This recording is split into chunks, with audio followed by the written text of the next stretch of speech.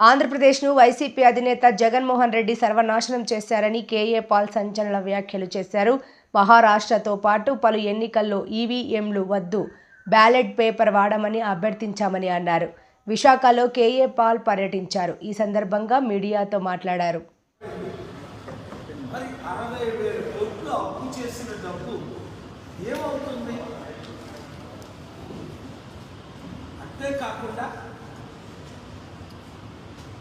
మంగళవారం సుప్రీంకోర్టులో ఎలక్షన్ ఎంత ఘోరంగా జరిగింది విశాఖపట్నమే రుజువు. బీజేపీ టీడీపీ క్యాండిడేట్కి బీజేపీతో కలవనప్పుడు భారత్కి 4 లక్షల ఓట్లు వచ్చాయి. కలిసిన తర్వాత క్రిస్టియన్ ముస్లిం ఓట్లు మైనస్ అయ్యేది 1 లక్ష ఓట్లు మినిమం. అలాంటిది 2-3 లక్షలు రావాల్సింది దేశంలో ఎవరికి రానంత 9-10 లక్షలు ఎక్కడి నుంచి వచ్చాయి అంటే క్రిస్టియన్స్ 4-5 లక్షలు బీజేపీ టీడీపీ బతికేసేసారా? అది బుధవారం ఆంధ్రప్రదేశ్ హైకోర్టులో, మంగళవారం సుప్రీంకోర్టులో ఆర్గ్యుమెంట్ చేసి వినిపించారు. ఈవీఎంలు వద్దు, బ్యాలెట్ పేపరే ప్రపంచంలో 180 దేశాల్లో బ్యాలెట్ పేపర్ వాడుతున్నారు. ఒక్క ప్రజాస్వామ్యం దేశమైనా ఈవీఎంలు వాడుతున్నారా? Answer no. మీరు అమెరికా చూడండి, కెనడా చూడండి, యూరోప్ 50 దేశాలు చూడండి, ఆఫ్రికా చూడండి 54 దేశాలు, ఎక్కడో 17 దేశాలు తప్ప 180 దేశాలు ఈవీఎంలు వాడట్లేదు. ఒకప్పుడు వాడిన వాళ్ళు కూడా ఇప్పుడు వాడట్లేదు. ఎందుకు? ఈవీఎంలు ట్యాంపర్ అయిపోతున్నాయి. ఇష్టం వచ్చినట్టు ఆర్గనైజ్ చేసుకోవచ్చు. దానికి రుజువు విశాఖపట్నం పార్లమెంటు.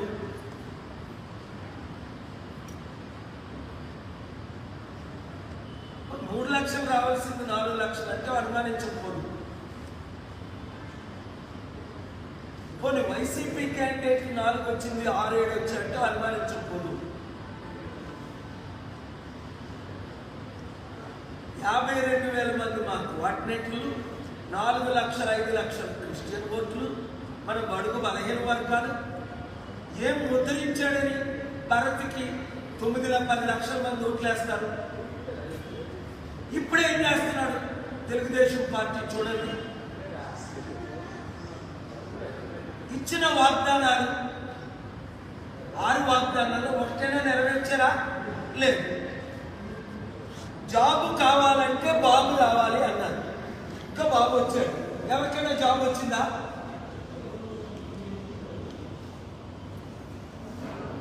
ఏం పెడుతున్నారు? లడ్డూ గొడవలు పెడుతున్నారు. జనవరిలో 1,00,000 లడ్డూలు పంపించారట. ఎక్కడికి? అయోధ్య. నెయ్యి టెస్ట్ చేసింది జూన్లో, జనవరి పంపారు. అది కోర్టులో కేసేశారు. వీళ్ళ అవినీతిని ఎత్తి చూపించా. బడుగు బలహీన వర్గాలకు ఫైట్ చేస్తున్నారు. అందుకనే బుధవారం ఆంధ్రప్రదేశ్కి ప్రత్యేక హోదా రావాలి అని కోర్టు 17లో ఏపీ హైకోర్టులో ఆర్గ్యుమెంట్ చేసి వినిపించి జడ్జెస్ను ఒప్పించి 45 నిమిషాలు ఆంధ్రప్రదేశ్కు ప్రత్యేక హోదా ఇస్తానన్నారు. ఎందుకు ఇవ్వట్లేదు బీజేపీ వాళ్ళు? చంద్రబాబు పవన్ కళ్యాణ్ ఎందుకు అడగట్లేదు?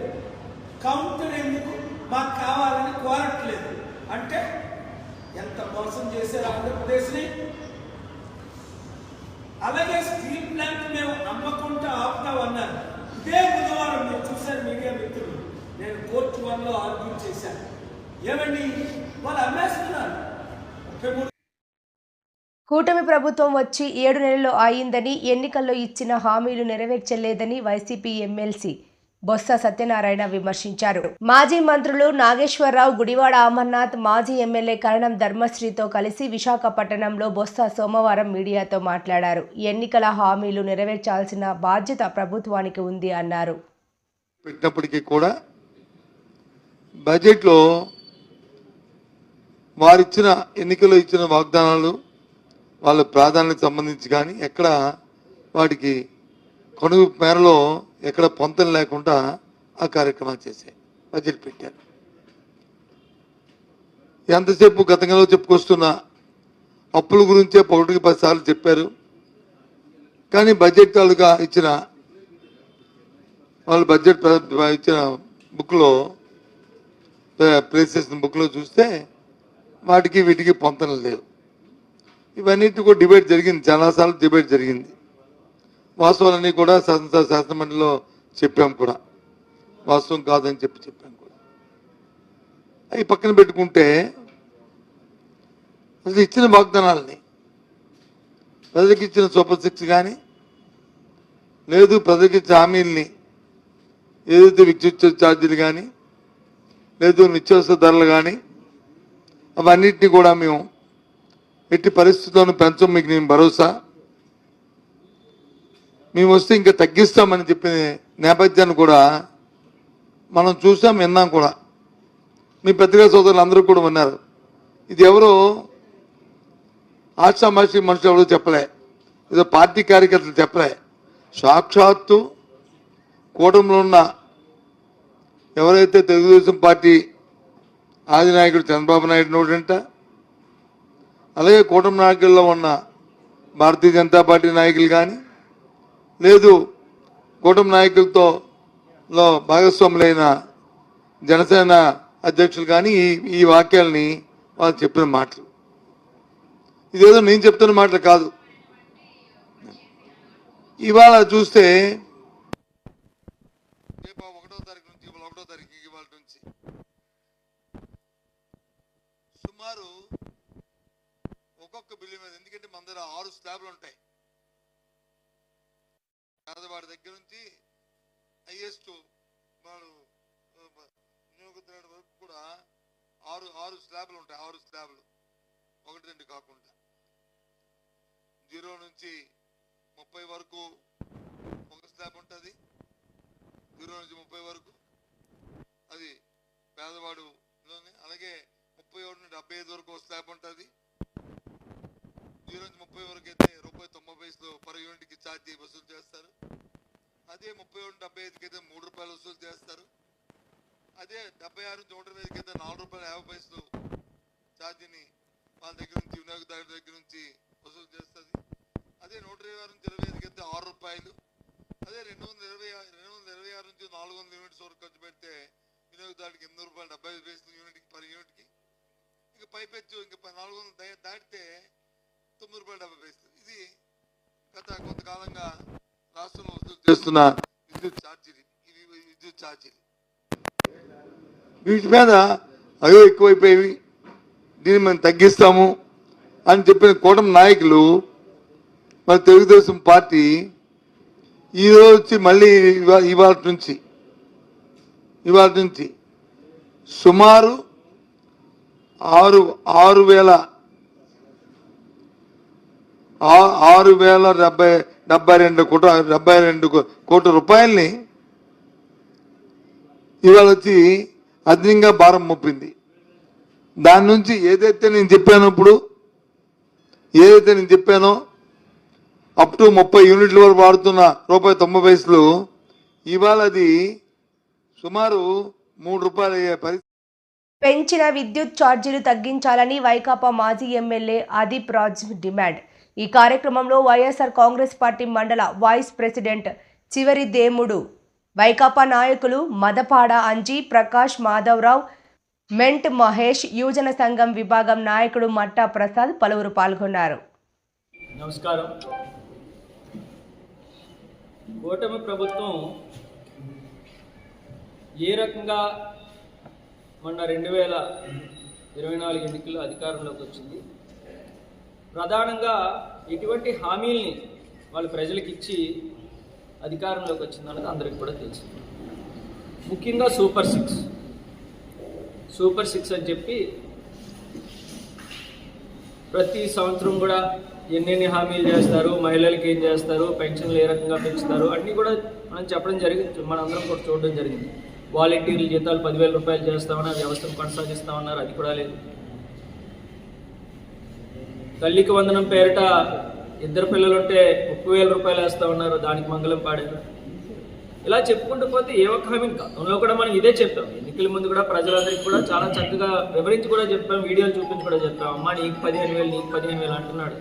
కనీసం 15 రూపాయలు కూడా మీ ఖాతాలు రావు, మీరు మోసపోకండి అని చెప్పినా మరి ఎక్కడ తప్పు జరిగిందో తెలియదు. కానీ సరే, వాళ్ళ టైం బాగుంది, కొన్ని హామీలు ఇచ్చారు, అధికారంలోకి వచ్చారు.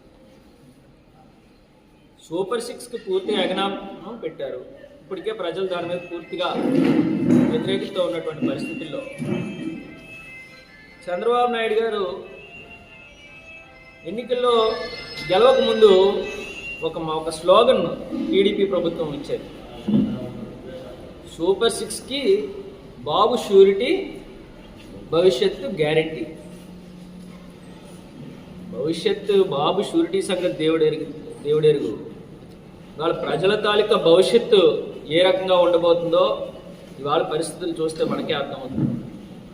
పూర్తిగా గందరగోళం, హామీలు నెరవేర్చకపోవడంగా ఈరోజు దానికి అదనంగా మళ్ళీ విద్యుత్ ఛార్జీలు పెంచేటువంటి కార్యక్రమం జరుగుతుంది. ఇప్పుడు కూడా అదే పరిస్థితి ఉంటుంది. ఆయన ఏది కూడా చంద్రబాబు నాయుడు గారికి ఉన్న శాపం అది మీకు తెలుసు కదా. ఆయన ఎప్పుడు నిజం చెప్తే ఆయన బరువు 1000 చెక్కలు అయిపోద్దని చెప్పి ఎప్పటి నుంచో నాకు మా సీనియర్స్ ఎంతోమంది చెప్పేవారు, నాకు కూడా తెలియదు ఈ రకంగా. ఆయన చెప్పిన దాంట్లో ఏదైనా వాస్తవం అనేది ఉందా అనేటువంటిది మనమే ఆలోచించుకోవాలి. ఒక్క వాలంటీర్లు ఏంటి, మహిళల్ని మోసం చేశారు, నిరుద్యోగ వృత్తి ఇస్తా ఉన్నారు, నిరుద్యోగులు మోసం చేశారు. వాళ్ళు అన్ని సెక్టర్స్ని కూడా ఏ ఒక్క హామీ మాట్లాడితే, ఎవరైనా మాట్లాడితే వాళ్ళ మీద అక్రమ కేసులు పెట్టడం, వాళ్ళు గొంతు నొక్కేటువంటి కార్యక్రమం చేయడం. సార్, సోషల్ మీడియా ట్వీట్లపై అరెస్ట్ అవుతుంది వరుసగా. దాని మీద అసలు ఎంత దౌర్భాగ్యమైన పరిస్థితి. That is basic right, freedom of speech కదా. మనకు ఉన్నటువంటి భావాన్ని మన అనుభవాల్ని మనం బయటకు తెలియజేసుకునేటువంటి అవకాశం లేకపోతే ప్రజాస్వామ్యంలో మనం ఉన్నదేంటి? మనం ఏమైనా హిట్లర్ పరిపాలనలో ఉన్నామా? ఇవాళ మనకు ఉన్నటువంటి ఈ భావాల్ని మనం బయటకు తెలియజేసుకునేటువంటి అవకాశం లేకపోతే, సరే ఏదైనా వల్గర్గా ఎవరినైనా అంటే వాళ్ళు పూర్తిగా కించపరిచేటువంటి విధంగా అసభ్యకరంగా పోస్టులు పెడితే ఖచ్చితంగా దాని మీద యాక్షన్ తీసుకోవచ్చు. అదే చట్టం అన్నది అందరికీ సమానం కదా. మరి వాళ్ళు జగన్మోహన్ రెడ్డి గారి కుటుంబం పట్ల, లేదంటే వైఎస్ఆర్ కాంగ్రెస్ పార్టీ కుటుంబ సభ్యుల పట్ల ఎంత అసభ్యకరమైన పోస్టులు పెడుతున్నారు. మరి చట్టం అన్నటువంటిది ఇరువైపులా ఒకేలా ఉండాలి కదా. మరి మేము ఇచ్చిన కంప్లైంట్స్కి ఎందుకు స్పందించట్లేదు?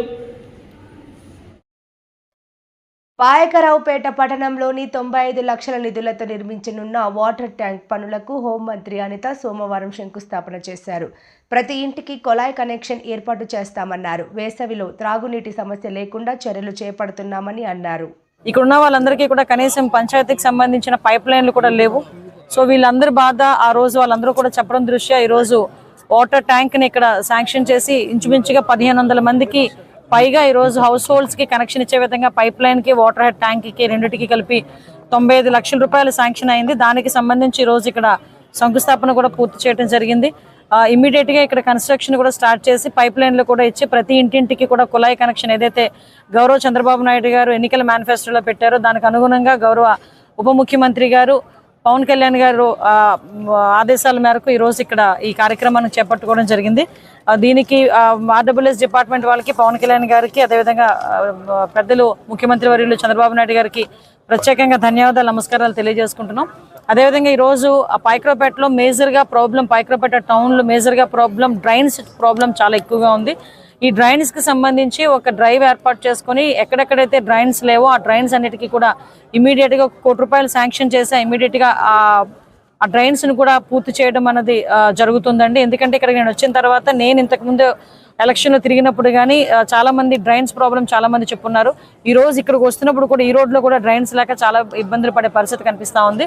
ఈ డ్రైన్స్ అన్నింటినీ కూడా ఇంచుమించుగా 1 కోటి రూపాయల పైన వీటన్నిటికీ కూడా ఎస్టిమేషన్ ఉంది. వీటన్నిటికీ కూడా ఇమీడియట్గా తీసుకొచ్చి ఆ డ్రైన్స్ను కూడా పూర్తి చేసే పరిస్థితి మేము తీసుకొస్తాం.